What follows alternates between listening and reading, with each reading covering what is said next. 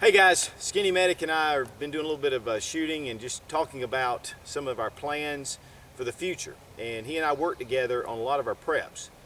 And one of the things that really we've been talking about is that being a prepper is not necessarily preparing for the end of the world. A huge part of it is just being self-reliant. And you know, our country was based on the independence from England. And yet here we're finding ourselves in 2012 being very dependent on a certain system, wouldn't you say? Yep, definitely. We're very reliable on our government right now. You know, I've been putting together some water systems. In fact, you guys will be seeing some of that coming up very soon. We're doing, of course, our garden season is coming up quickly. And I know you guys already have chickens. Yeah, we have chickens that lay eggs for us. I have a garden. I've got a water system in place. I was telling Such, my family and I, we love asparagus. We eat asparagus a lot. And if you've bought asparagus recently, you know it's expensive. So I'm working on building a box for my asparagus this spring. We're on city water, even though we're pretty much rural in where we live. But our water bill can be very expensive, especially running for gardens. And really the water's not quite as healthy as it is rainwater. And also we have a pool, and our water bill can be $300, $350. A month during the summertime. So, you know, being just a little more self-reliant not only gives you an edge and it takes away some of the worry if the system fails, but it also can be a big money saver.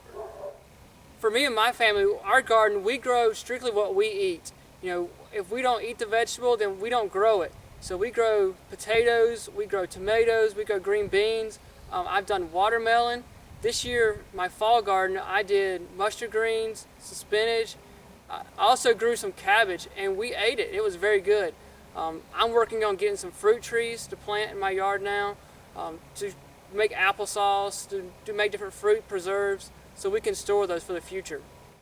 I'll tell you what, if you've been watching Doomsday Preppers, which we were talking about that earlier, and if they're not careful, a lot of times these guys, and a lot of it's the way they edit things, they can really make these people look like they're cuckoo, or they're not really fit into society. But honestly, I'm not necessarily preparing for necessarily a doomsday, but I think that there are so many different variables out there, whether it is an EMP, an economic meltdown, or even an environmental type disaster.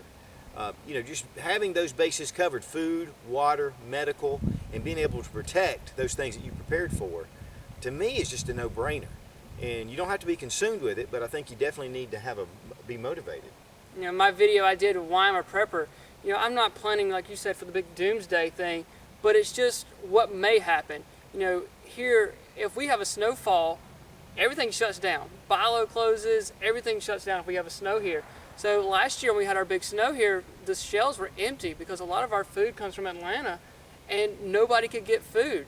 So just being prepared for that is a first step in getting prepared.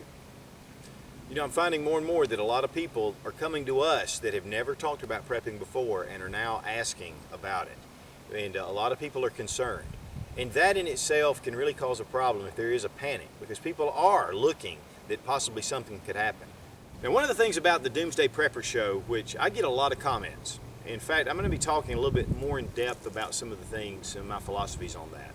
But one of the benefits that has come out of that is a lot of people are asking me questions, people that are in my personal life, friends of ours. And we have a small group that we work together, building our preps together and ideas and creating different things and just being able to rely some on each other. More of a spirit of interdependence and not dependence. And so, but more and more people are wanting to join. And I want to recommend that if you ever bring up the subject of prepping, because I know many of you out there, you don't have anybody to rely on. And so we've been coming together, and I'm going to tell you what, it brings a lot of peace of mind, working together with others, and having a good sense of community. It does. I mean, I can't be prepared for everything. It's expensive, and having a broad spectrum is easier to do with a group. You know, Such is more prepared in one area. I have certain things that I bring to our group, and we have other members of our group that bring assets to it. So as together, we make a stronger community and a stronger whole.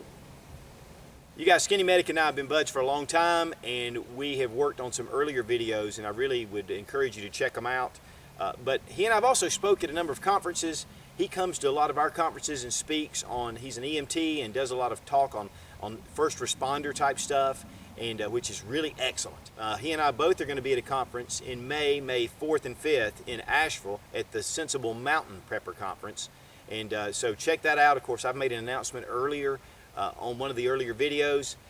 So I just want to say thanks to SkinnyMedic for coming by. So make sure you go by and check out his channel. A lot of valuable, very valuable videos on that channel. And as always, thanks for watching. Please subscribe for more fun gun reviews and sensible survival. God bless America. Long live the Republic.